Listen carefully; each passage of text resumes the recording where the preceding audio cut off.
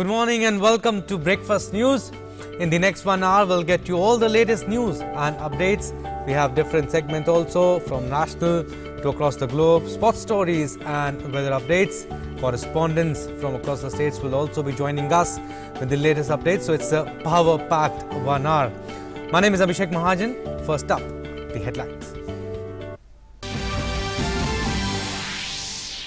Centre issues revised guidelines for vaccination. Centre to procure 75% vaccines produced by manufacturers in India. Vaccines to be allocated to the states according to population, number of infections and speed of vaccination process. Dr. V.K. Paul, member of Niti Aayog, says PM took the decision 15 days ago after comprehensive review.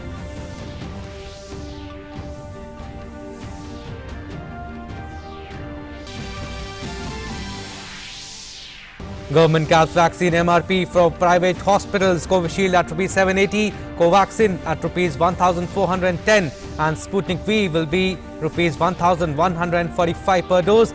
About 24 crore vaccine doses have been given in the country so far. Over 27.76 lakh vaccine doses given in the last 24 hours. Country records less than 1 lakh cases in the last 63 days. Restrictions have been eased in various states in view of declining number of cases. Lockdown ends in Bihar and Uttar Pradesh. However, night curfew to remain in place. Unlock process starts in Rajasthan.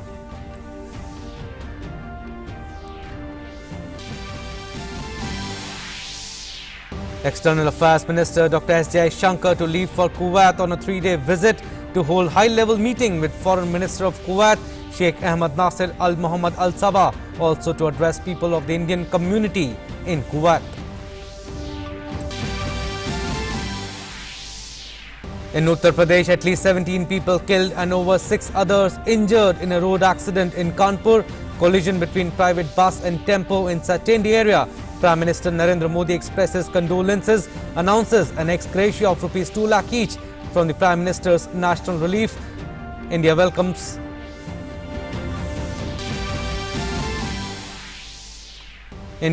adoption of UN Security Council resolution recommending a second term to United Secretary General Antonio Guterres. 15-nation council held a closed meeting where it unanimously adopted a resolution recommending Guterres named to the 193-member General Assembly for a second term as Secretary General.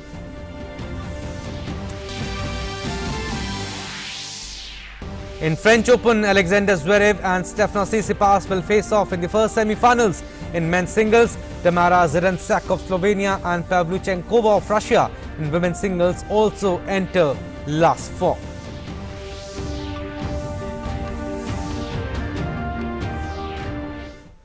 Well, let's start with our national stories. Vaccination drive. The Union government on Tuesday issued revised guidelines for the national vaccination program. And according to the new guidelines, COVID-19 vaccine doses will be given free of charge by the centre and will now be allocated to states and the union territories based on the criteria like their population, disease burden and the progress of vaccination drive. The reviews were taken at the highest level by the Honourable Prime Minister on the 15th and the 21st of May.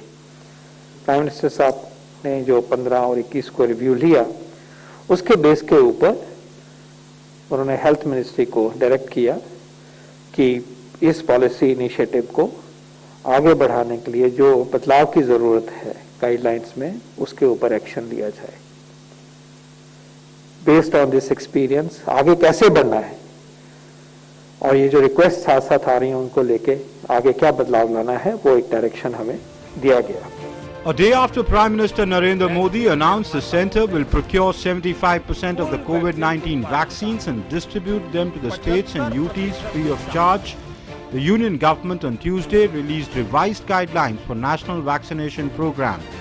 According to the new guidelines, COVID-19 vaccine doses will be allocated to states and UTs based on criteria like their population, disease burden and the progress of vaccination drive. According to the new guidelines, the vaccination will be prioritized as following: healthcare workers, frontline workers, citizens with more than 45 years of age, citizens whose second dose has become due, citizens of 18 years and above age. Within the population group of citizens more than 18 years of age, states and UTs may decide their own prioritization, factoring in the vaccine supply schedule. The government will provide states and UTs advance information about the vaccine doses to be supplied to them. States and UTs should similarly further allocate doses well in advance to districts and vaccination centers. They will also put this information in public domain for convenience of the citizens. The domestic vaccine manufacturers are given the option to provide vaccines directly to private hospitals. This would be restricted to 25% of their monthly production. The price of vaccine doses for private hospitals would be declared by each vaccine manufacturer. The private hospitals may charge up to a maximum of 150 rupees per dosage as service charges above the price of the vaccine. All citizens, irrespective of their income status, are entitled for free vaccination. Those who have the ability to pay are encouraged to use private hospitals, vaccination centers. जो vaccine manufacturers है हमारे देश के 25% जो बच गया है उनका मैन्युफैक्चरिंग का अप टू 25% वो प्राइवेट मार्केट में उसको बेचेंगे और this will be the total production का 25%। 75 जो है वो सेंट्रल गवर्नमेंट प्रोक्योर कर रही है, स्टेट्स को कुछ प्रोक्योर नहीं करना है, प्राइवेट में 25% जाएगा जो कि प्राइवेट हॉस्पिटल्स में डायरेक्ट होगा और वहां से टीके फिर आगे लगेंगे कि स्टेट देखेगी कि मेरे पास इतना नेटवर्क अवेलेबल है फैसिलिटीज का, ये सारे कोविन पे चिन्हित हैं और उनकी तरफ वैक्सीन की अवेलेबिलिटी उपलब्धता बढ़ाने के लिए इतनी डोजेस मिलनी चाहिए, फिर वो आगे इसको पहुंचाएंगे और दूसरी तरफ ये डिमांड सेंटर को देंगे और सेंटर फिर इनको इकट्ठा करके परचेज करा के उपलब्ध करवाएगा। प्राइवेट हॉस्पिटल अपना सर्विस चार्ज लिमिट करेंगे, ये नहीं हो सकता कि 600 रुपए का वैक्सीन है उसके ऊपर 1600 रुपए और लगाएं या 4000 रुपए और लगाएं। Service charges are now fixed at ₹150। In order to boost the vaccine supply chain, the central government has placed an order to purchase 25 crore doses of Covishield and 19 crore doses of Covaxin. These 44 crore doses of vaccines will be available by December this year. 30% of advance for procurement of both the vaccines has been released to the Serum Institute of India and Bharat Biotech. Covishield vaccine के लिए serum institute को 25 crore doses का order place कर दिया गया है। इसी प्रकार कोवैक्सीन की खरीद के लिए भारत बायोटेक को 19 करोड़ डोसेस का ऑर्डर दे दिया गया है, एडवांस ऑर्डर दे दिया गया है for the period of August from August onwards के लिए। बायोलॉजिकल ई जो कंपनी है उसका जो नया वैक्सीन बन रहा है डीबीटी के मदद के साथ, गवर्नमेंट ऑफ इंडिया की पार्टिसिपेशन के साथ, उसके लिए उनको 30 करोड़ डोसेस के लिए लगभग 1500 करोड़ का एडवांस उनको दिया गया है। So 74 crore doses have been secured for the national programme to be used from August onward. Additionally, the government has also placed an order to purchase 30 crore doses of biological ease vaccine, which will be available by September this year. Bureau Report, DD India. And talking about the cap on the vaccination price now, the centre has fixed the maximum price that private hospitals can charge for COVID-19 vaccines. The price of Covishield has been fixed at ₹780 a dose now, and Russian vaccine Sputnik V at ₹1,145 a dose, and indigenously made Covaxin at ₹1,410 a dose. This is the maximum price, and this includes taxes as well, ₹150 service charge for the hospitals. The centre has asked the states not to allow private hospitals to levy more than ₹150 as service charge. The state governments have been asked to monitor the private hospitals regularly and said strict action will be taken against any private vaccination centre for charging more than these prices. So these are the maximum prices that can be charged for the vaccines. So meanwhile, the cumulative number of COVID-19 vaccine doses administered in the country has crossed over 23.90 crore. as per the latest data. And as on day 144 of the vaccination drive, total 27,76,096 vaccine doses were given on Tuesday. Over 3 crore persons across 37 states and UTs have received their first dose, while over 3 lakh beneficiaries have received their second dose since the start of phase 3 of the vaccination drive.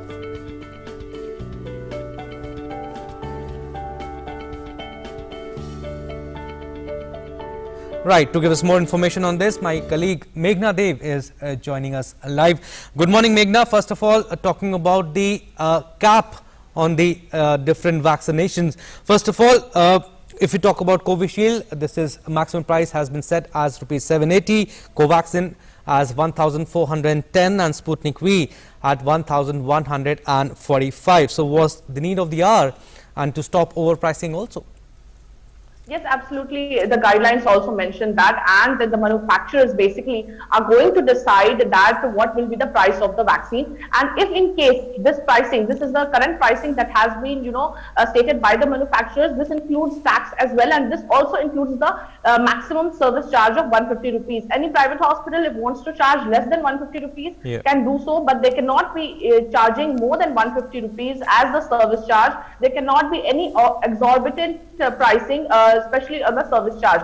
But besides that, when we see that these vaccines are priced at the manufacturers have stated this, and they can also, with prior information, they can change or they can increase or decrease whatever the manufacturers want. So the pricing of the vaccine, how the private hospitals are going to procure it, the pricing definitely lies in the hand of the manufacturers, which is 25% of the total manufacturing that they do in a month. 25% will be allotted to private hospitals, the private players. So this comes very handy, because the government's focus is also on the government is also urging people who are capable enough to go and get vaccinated, even though it is at the private hospitals. So the government has urged people to go if they have the capacity to go and get vaccinated, get their jabs at private hospitals as well. Besides that, 75% of the vaccines will be procured by the government, and the government is going to basically inform beforehand to the state governments about their allocations. And if there is a lot of wastage, more wastage at any point in any state, that will obviously adversely affect the allocation. So that is to be kept in mind, that the wastage of vaccine is going to adversely affect the allocation. Besides that, as we already said, that the case load, the population, the number of people to be vaccinated, all these things will be kept in mind when the allocation for vaccines will be done. Besides that, what extremely important is, now the government is pushing harder on the sector of procuring more vaccines, like 44 crore vaccine order has been placed. And besides that, biological E, now this can also become a game changer, because many people say that if this vaccine comes, which is Corbevax, if this vaccine comes, this vaccine can be one of the cheapest vaccines available in the country. So this is also, and the government has been doing a hand holding for this vaccine and given 100 crores from the DBT, which is the Department of Biotechnology. So the government has, been hand-holding it from the preclinical trial to the, phase 3 of the trials. So, once the efficacy and the data will be out, after that they can also apply for emergency authorization. And besides that, when we talk also about the Zycov-D, which is the vaccine of Zydus Cadila, it also might just apply within, within a couple of weeks after their efficacy data, the last phase efficacy data will be out. They can also apply for emergency use authorization. So after that, we probably might not have only 3 vaccines, we would have 2 more vaccines in our kitty, but this will be around the time of end of June or July, August. So this would be the time when we will have more vaccines in our kitty, so that we can, enhance more production and vaccinate more people. Absolutely, Meghna. Like you said, more vaccines and more indigenous vaccines also might be available in the next 3-4 months. But again, Meghna, new guidelines have been issued as far the vaccination is concerned. How these guidelines are different from the previous one? Because government wants to ensure that every person, every citizen gets inoculated by the end of this year. Yes, absolutely. These guidelines are more centralized in a sense, and a few things also depend on the state governments. because the allocation definitely will be done by the central government, but it is in the hands of the state government, because it is a centralized system from where the state is going to get the vaccine, state is going to procure the vaccine. But after that, the distribution channel to the districts, to the government hospitals, and conducting as many sessions is in the hands of the state government. So definitely this is a more centralized manner. Besides that, also there is with the spirit of Lok Kalyan, this is what the guidelines mention, that with the spirit of Lok Kalyan, if anybody wants to gift somebody or sponsor someone's vaccine, as somebody who is underprivileged, and they want to get somebody's vaccine, buy vaccine for somebody, they can have a non-transferable e-voucher. Now this facility is going to be available on the CoWIN portal, so they can have a non-transferable e-voucher, which that person can go to a private hospital and redeem that and get himself or herself vaccinated. So this kind of facility has also been given in these guidelines, has been mentioned. So this will also, be helpful for people who are capable enough, because we have seen several people lending a helping hand during the pandemic. So this is going to help, other people or, capable people to help others get vaccinated as well at this point of time. Besides that, the very important thing is that when the government is going to inform beforehand about the allocation of vaccines, this is going to be very important for, for curbing any kind of wastage that happens, because the sessions can be planned in that manner, and people will also not have to face a lot of difficulty, because if they go there and if there is no vaccine availability, or if they face any kind of issues, so this planning can be done in a more proper manner. So these guidelines basically from 21st of June, when they come into action, this is only going to accelerate the vaccination drive. Besides that, it is also going to enhance the jurisdiction of the states in the distribution of the vaccines in whichever manner they want to, and also with the states having this jurisdiction also and a responsibility to check on the private players that they do not charge more than 150 rupees of service charge for the inoculation. Right, Meghna, last question before I leave you. Talking about Delhi now, Delhi has started unlocking with malls and markets. They are opening up on odd and even basis, and also metro running at Delhi Metro running at the 50% capacity. How has been the response of the people, and also has the process been hassle-free for the people? People were definitely, Abhishek, people were waiting from a long time for this unlock to happen. But I have also been on the ground since the last couple of days since the unlock has happened. And people were of the thought that this gradual unlock was extremely important. The gradual unlock will also help not a rush to come into the market, and the market associations have very intellectually decided that odd number shops are going to open on odd days, and even number shops are going to open on even days. So this is how market associations also around have made this happen. Besides that, the only thing that people want is that the frequency of metro should be increased, but that will definitely be increased after more steps of unlock will be taken, because currently things are tried. The metro is also trying to keep less crowd and less commuters, is working with less commuters, so 50% of capacity. So this obviously people are facing a bit of issues, because they have to venture out of their homes early and leave early as well. But definitely what we can see is the market response is quite good. But most of the people had already, the only advantage that happened is most of the people had already shifted their businesses online. So opening an offline shop, if the crowd doesn't come, that they would like to keep the shops closed and continue their business online. But obviously now people and several states are now also seeing that the recoveries have outnumbered the daily number of active cases. And from 7th May, if I talk about, we had 4,14,000 cases, about 4,14,000 cases, and now we are under a lakh cases, and it's not even, it's just a little over a month now. So, this has been a drastic change, drastic decrease in the number of daily cases that are appearing. But definitely we do not have to let our guard down, and the unlock, this is just a step one, because, gym salons have not been allowed to open, swimming pools have not opened, several things have, movie theaters have not opened. So these things are not open, but I think probably in the step 2, phase 2, or maybe in, further steps of unlock, these sectors also might open, but with caution as well. Absolutely, we need to be very, very careful. This is a very, very crucial time, and like Meghna said, we cannot lower our guard. Now, thank you, Meghna, for bringing us up to speed on the Delhi situation. Moving further, you got wrong details on COVID vaccination certificates due to inadvertent errors. Do not worry, you can now make corrections to your name, year of birth and gender on your COVID vaccination certificates easily now. Arogya Setu has shared information on the steps to make to get the vaccination certificates on the Twitter handle. Let's take a look at these simple steps to make corrections. So these are the steps that we are showing you. Step 1 is go to cowin.gov.in. Step 2 is sign in by entering your 10-digit mobile number. Step 3 is enter the 6-digit OTP received on your mobile phone. And 4 is click on verify and then proceed. Step 5 is go to account details and then raise an issue. It is to be noted that citizens can edit their certificate only one time and updated information will appear on the final certificate. So these are the steps that we have shown you. Now talking about states now, as number of COVID-19 cases continue to show decline, states have also started to ease lockdown restrictions. COVID curfew will end completely from all districts in Uttar Pradesh and Bihar from today. Only night curfew and weekend COVID-19 curfew will continue now. And with active COVID-19 cases below the 600 mark in all 75 districts of the state, the Uttar Pradesh government on Tuesday decided to give relaxations in the coronavirus curfew.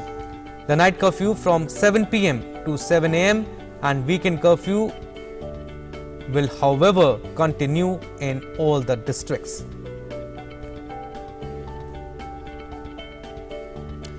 And talking about Bihar now, unlock process commenced from this morning with some restrictions. Night curfew will continue in the state from 7 p.m. to 5 a.m. Educational and religious institutions will remain closed. Meanwhile, online teaching will continue in educational institutions. And as per revised guidelines, all shops and business establishments will remain open till 5 p.m. except one day.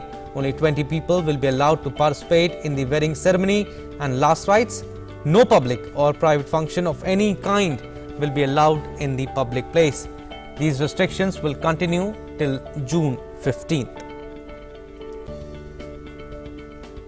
Telangana situation now. Telangana government has meanwhile extended the COVID-related restrictions in the states for 10 more days till 19 June amid a decline in the number of coronavirus cases in many parts of the state.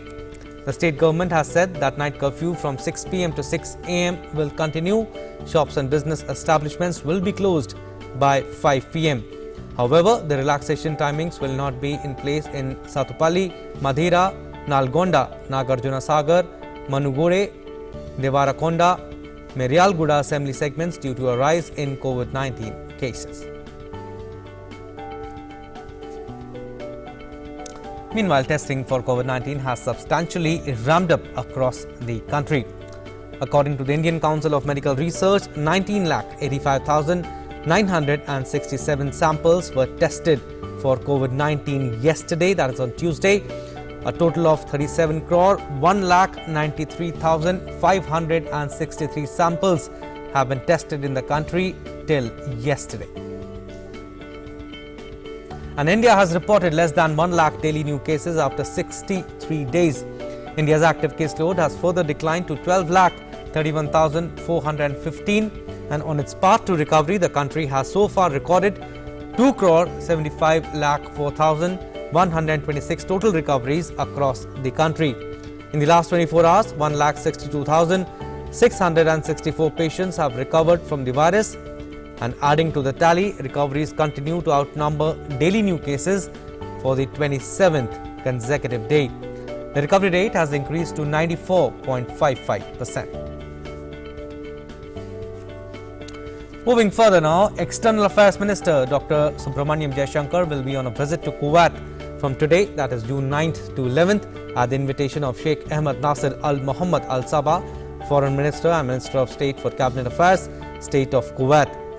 During the visit, the External Affairs Minister will hold high-level meetings and also address the Indian community in Kuwait. will also carry a personal letter from Prime Minister Narendra Modi to the Amir of Kuwait.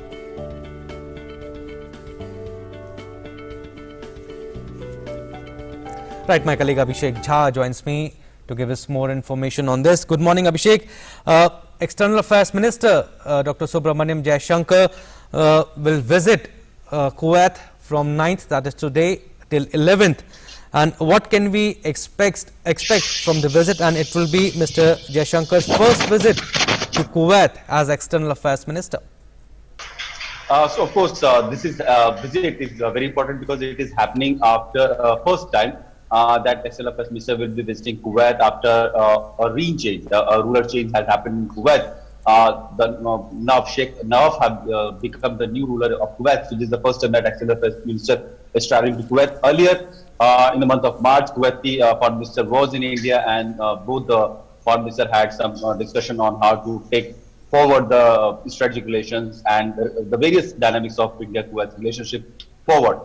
Now we know that during this visit of External Affairs Minister to Kuwait, India and Kuwait both may agree to form few joint commissions in few areas of interest. These areas of interest may include energy, petrochemicals, and then people-to-people connect, because we know that Kuwait hosts almost 9 to 10 lakh people from India or Indian origin. That is almost 25% of the overall population of Kuwait. So there is a huge presence of Indian diaspora and Indian people that actually propels Kuwait's economic activity strongly. And Kuwait also understands this dependence or this, this mutual beneficiary role of Indians in Kuwait, where they work for the upliftment or the betterment of the Kuwaiti economic, and meanwhile also they send a lot of money back home, which also supports their family and contributes to the Indian economy as well. So this is a symbiotic relationship which both countries wants to strengthen further, and also External Affairs Ministry and has been continuously engaged with various Gulf countries, including Kuwait, on making the living condition better and the working condition better of all the Indians who have been working in Gulf. So these are the areas of discussion that could be on the table when External Affairs Minister will be meeting his Kuwaitian counterpart.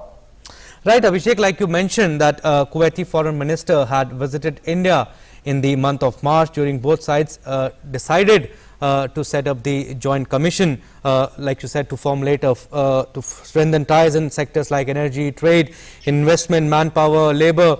Can you elaborate more on that? And also during the visit, Dr. Subramaniam Jaishankar will hold high-level meetings and also address the Indian community in Kuwait.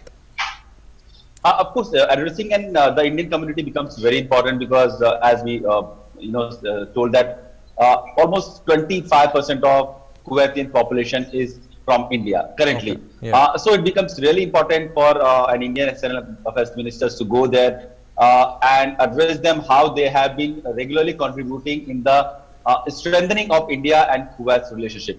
Meanwhile, of course, when this much of diaspora is living in a country of country which is not their own homeland, and they have tried to create a home away from home, so there has to be a mutual trust between the society.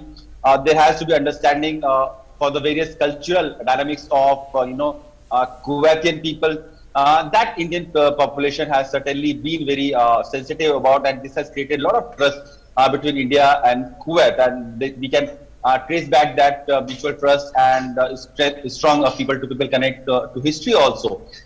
Meanwhile, with this address, he will be focusing on how India and Indian people can contribute more towards Kuwait, and in return, Kuwait's economic recovery or the Kuwait's economic strength or Kuwait's all resourcefulness can be utilized for India's better and secured energy future also. When we talk with India and Gulf, there has always been a traditional demand and supply. Demand from the Gulf country of Indian workforce, Indian labor force, and from Gulf countries, India has always been wanting and has been supplied with petrochemicals and all. This has been the traditional trade-off between the two segment of geography. But now, as we know that the crisis globally has increased, post-pandemic, there are new economic dimensions that all the world and all the geographies are trying to find out. So there can be some area of interest where Kuwaitians can have more leverage in investing in Indian companies or Indian market or foreign direct investment can be brought from Kuwait, because these Gulf nations, all these nations are sitting on a stockpile of cash, which they also have intended to invest somewhere where they can get a better return, because we know that the future of oil is not as strong and as long as it seemed earlier. So all these Gulf nations and all these nations are trying to diversify their investment portfolio, and India can become a hotspot for those portfolio investment. And this is what the SLF minister will be trying to convey to his Kuwaitian counterparts, and of course the business community and other people that will be meeting during his stay in Kuwait. Absolutely, this will be very, very interesting, his address to the Indian community. And also this year marks the 60th anniversary of the establishment of diplomatic relations between India and Kuwait too. Thank you, Abhishek. Thank you for giving us your vital inputs. Moving further, in Uttar Pradesh's Kanpur, at least 17 people were killed and more than 6 others were injured in a collision between a passenger bus and a loader in Kanpur on Tuesday evening. Many of the wounded are said to be in a critical condition. The traffic accident occurred at Sachendi near Kanpur when a Shatabdi AC bus of UP Roadways collided head-on with an oncoming JCB loader and turned turtle. Prime Minister Narendra Modi has expressed sorrow for the deaths of people in Kanpur road accident. And in a tweet, the Prime Minister expressed condolences to the near and dear ones of the victims and prayed for early recovery of the injured. The Prime Minister also announced an ex gratia of 2 lakh rupees each from the Prime Minister's National Relief Fund for the next of kin of those who have lost their lives due to this tragic accident in Kanpur. Also, 50,000 rupees would be provided to those injured in the accident. Uttar Pradesh Chief Minister Yogi Adityanath has also expressed deep sorrow over the road accident and announced an ex gratia of rupees 2 lakh to the families of the deceased. He has also instructed senior police officers to reach the scene immediately and provided all possible help. Karnataka Chief Minister B.S. Yediyurappa released rupees 2,000 subsidy to registered street vendors under Deen Dayal Antyodaya Scheme, National Urban Livelihood Scheme, which comes under Skill Development, Entrepreneurship and Livelihood Department. The scheme comes under the relief package announced for street vendors whose livelihoods have been hit by COVID-19 second wave. The CM said this is a humane gesture by the government to people who are affected due to COVID-19 pandemic. Over 2.16 lakh street vendors have been identified through a survey conducted by the urban local bodies. Identity cards and certificates have been provided and basic amenities have been created in the places where they carry out their businesses. Similar action is being taken to transfer cash under other social security schemes. And during the first wave of the COVID-19 pandemic, micro credit facility of up to rupees 10,000 was launched under PM Street Vendors Atmanirbhar Nidhi scheme.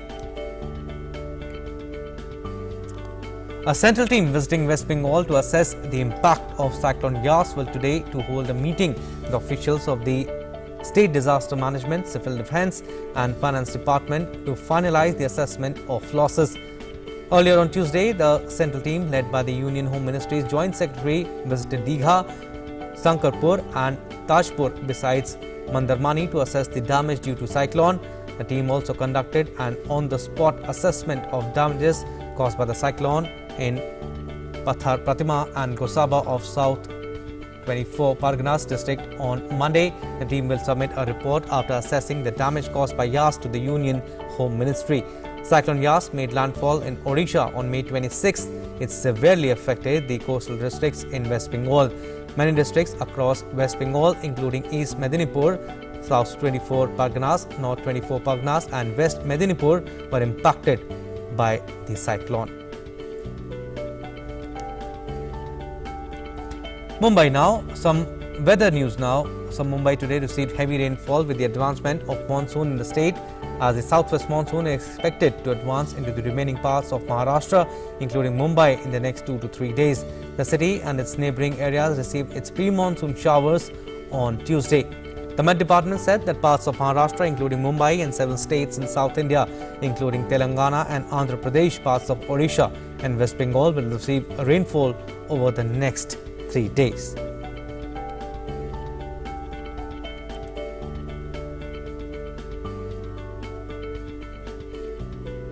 And the Met Department has issued warning of heat waves in many districts of Rajasthan. Ganganagar recorded the highest temperature of 45 degrees Celsius in the last 24 hours in the state. And according to the Met Center Jaipur, the temperature has exceeded by 2 to 3 degrees Celsius in the state in the last 24 hours. And due to the formation of a pressure area over western Rajasthan, MD also said that dust-carrying winds from Rajasthan and Haryana will continue to blow over the city, which will keep the pollution levels high for the next 3 to 4 days. Right, from national news now, let's move on to our next segment where we bring you news across the globe.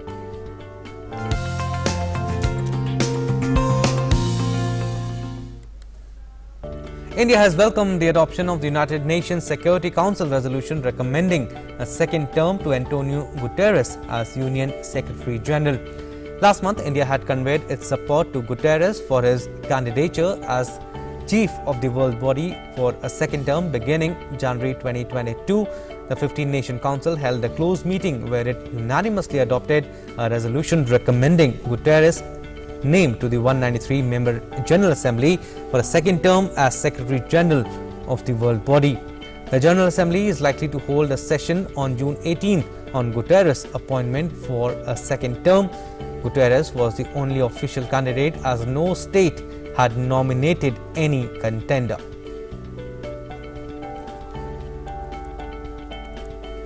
US Secretary of State Antony Blinken has said that he anticipates that even if Iran and the United States return to compliance with the nuclear deal, hundreds of US sanctions on Tehran would remain in place. At a hearing of a US Senate committee, Blinken added that the sanction would remain in place unless and until Iran's behavior changes. The United States and Iran began indirect talks in Vienna in April to see if both sides might agree to resume compliance with the 2015 accord, under which Tehran agreed to restrain its nuclear program to make it harder to obtain fissile material for a weapon in return for relief from US, EU and the UN sanction. The fifth round of the talks ended on June 2nd and diplomats have said a sixth may begin tomorrow, though that was not set in stone. The United States abandoned the agreement in 2018, prompting Iran to begin violating its terms about a year later.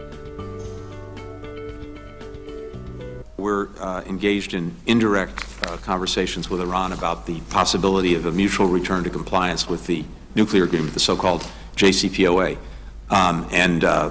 We don't know at this stage whether Iran is willing and able to do what it would need to do to come back into compliance. So we'll see if that actually materializes.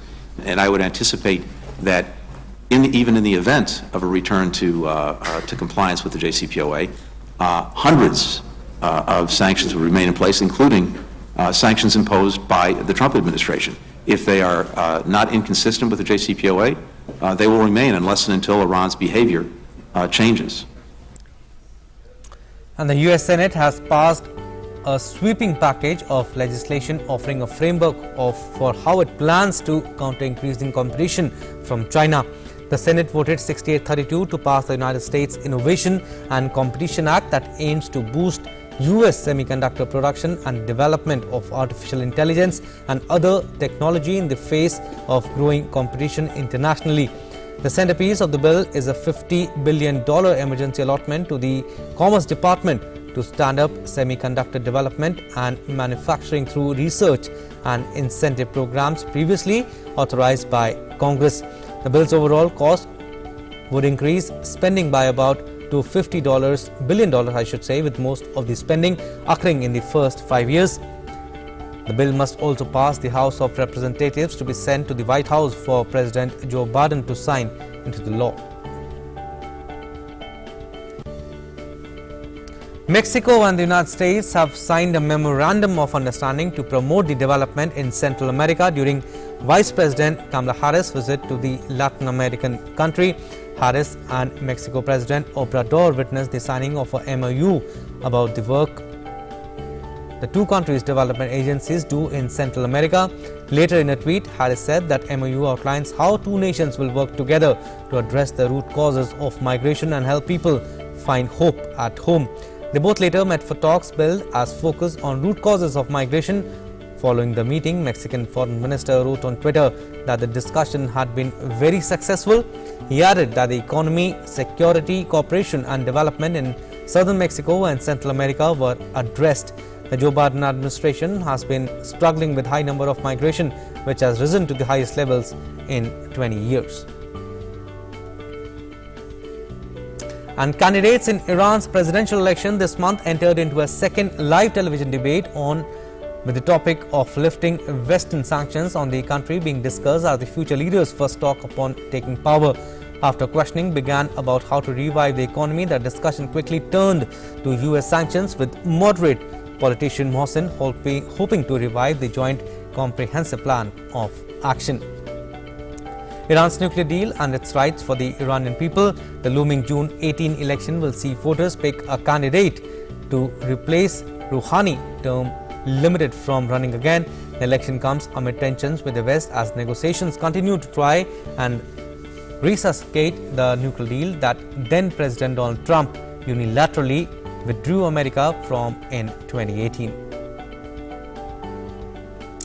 Moving further, NASA's Juno spacecraft flew closer to Jupiter's moon, Ganymede, than any other probe has done in over 20 years. Juno zoomed past icy Ganymede, passing within 1,038 kilometers. The last time a spacecraft came that close was in 2000, when NASA's Galileo spacecraft went past our solar system's biggest moon. NASA released Juno's first two pictures on Tuesday, highlighting craters and long, narrow features possibly related to tectonic faults. One shows the moon's far side opposite the sun. NASA hopes that the information it gathers before it deorbits into Jupiter this July will explain more about how the planet may have formed. Now let's talk about the global COVID-19 cases and now updates from across the world. The world continues to battle the COVID-19 pandemic. So far, more than 17 crore 47 lakh people have tested positive for the coronavirus globally. As many as 15 crore 81 lakh patients have recovered from the virus. The deadly virus has claimed lives of 37 lakh 62,000 people worldwide, and the United States continues to register maximum number of COVID-19 cases in the world. More than 3 crore 42 lakh people have been tested positive for the virus in the country, while the deaths so far due to the virus in the US surged past 6.13 lakh.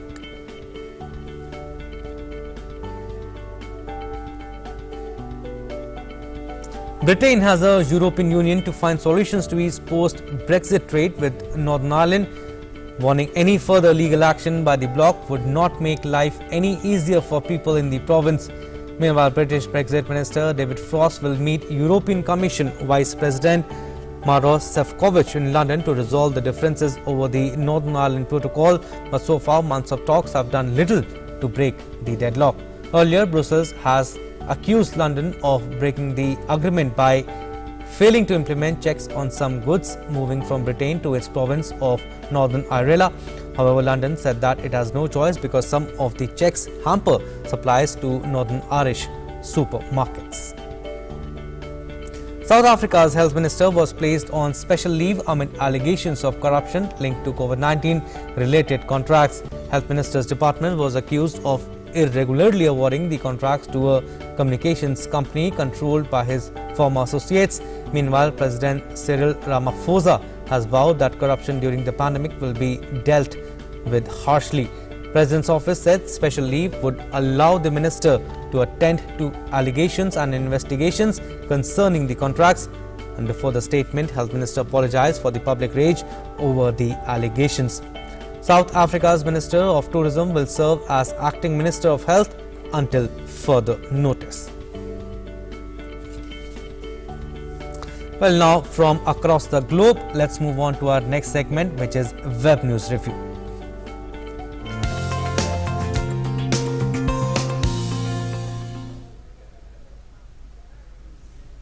Well, my colleague Preeti joins us for the Web News Review segment. Good morning, Preeti. Over to you. Thank you, Abhishek, and a good morning to all our viewers as well. When we talk of the web reviews, then I'll begin this web review with this report which is coming, the Indian Express. The Indian Express reports, next up, ensuring small hospitals get supply e-vouchers for poor. Now, we've seen that the new guidelines with regard to the capping of vaccine prices has been reported by the paper, and it also says that the current metric used by the center to supply doses on daily basis or on the basis of the caseload, performance and wastage will remain. Also, now the states will have a say in formulating priority groups in the 18 to 44 years of age group. Added to that, the paper also reports that non-transferable e-vouchers, that is electronic vouchers, will be given to weaker sections of the society. This will be issued by the RBI, and these vouchers can be redeemed at the vaccination site.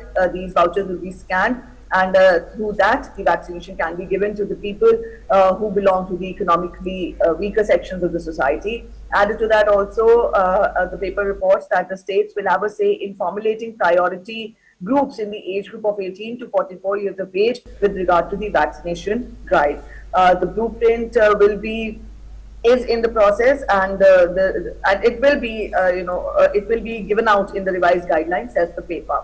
With that, I bring the next slide to your notice. This is the report by the Mint. The Mint says another cyclone coming. IMD predicts formation of new low pressure area by June 11 after Taute and Yas.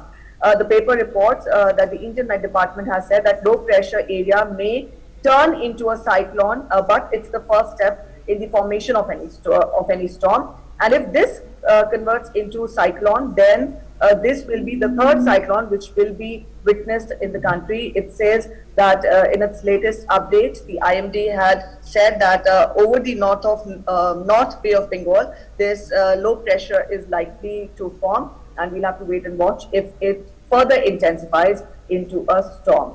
The next slide I pick up this morning is coming in from Times of India. The Times of India says coronavirus triple mutant variant, a new COVID variant detected in India, can cause lung lesions and also weight loss. Apart from other symptoms of cough, cold, and other respiratory ailments, the paper reports that this is the triple mutant variant which has been witnessed in India.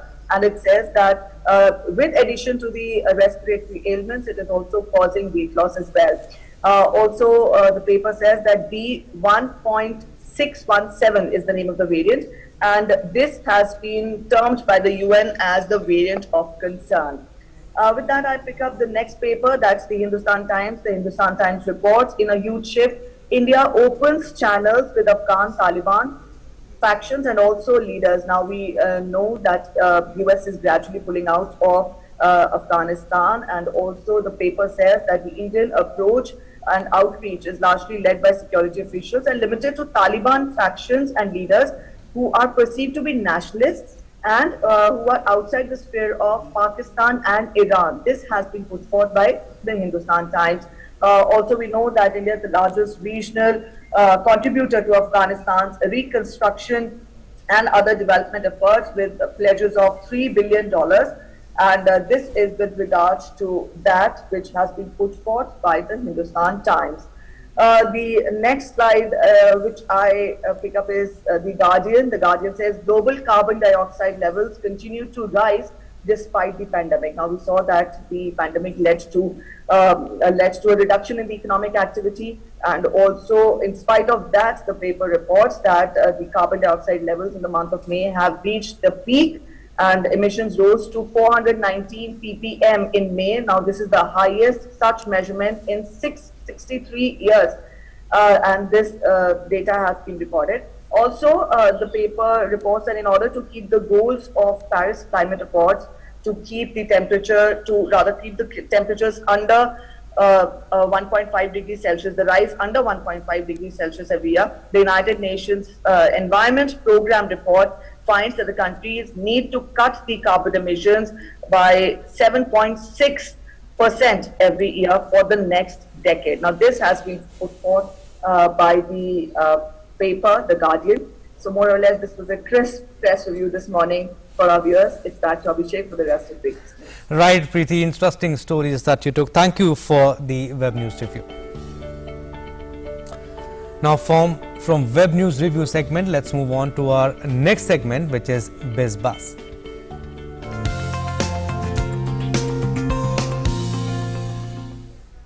In BizBuzz, the World Bank has projected India's economy to grow at 8.3% in 2021 and 7.5% in 2022.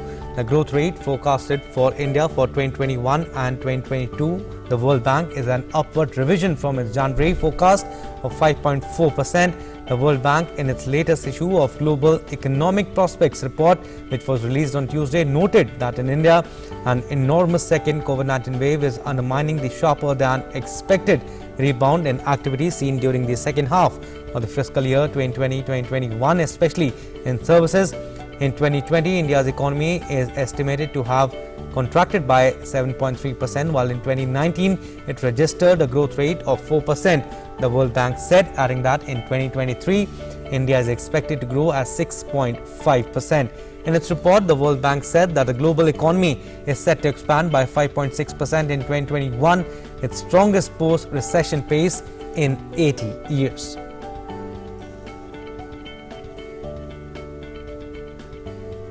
Over to the next segment now, which is Sports Track.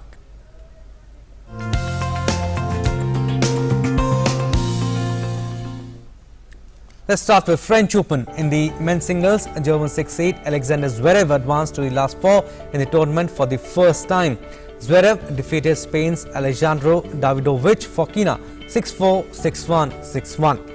In another match, Greek 5th seed Stefanos Tsitsipas showed his superior clay court quality against Russian rival Daniil Medvedev to reach the semi-finals. Tsitsipas sealed the win 6-3, 7-6, 7-5 in 2 hours and 19 minutes. This is Tsitsipas' third straight Grand Slam semi-finals. He will face Alexander Zverev in the last four and for a place in the finals.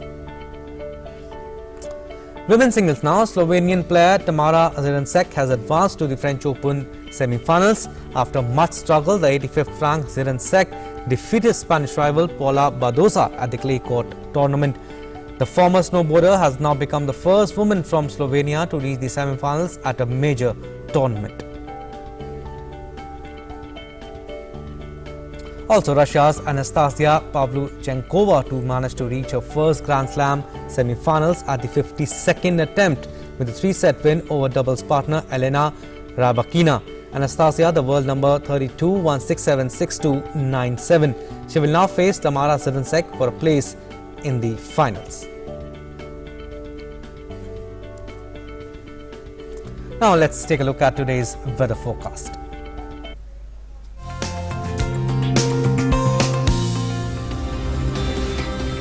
A low pressure area is likely to form over North Bay of Bengal and neighborhood around 11 June. Under its influence, fairly widespread to widespread rainfall activity with isolated to scattered heavy falls very likely over most parts of East India and adjoining Central India from 10th June onwards.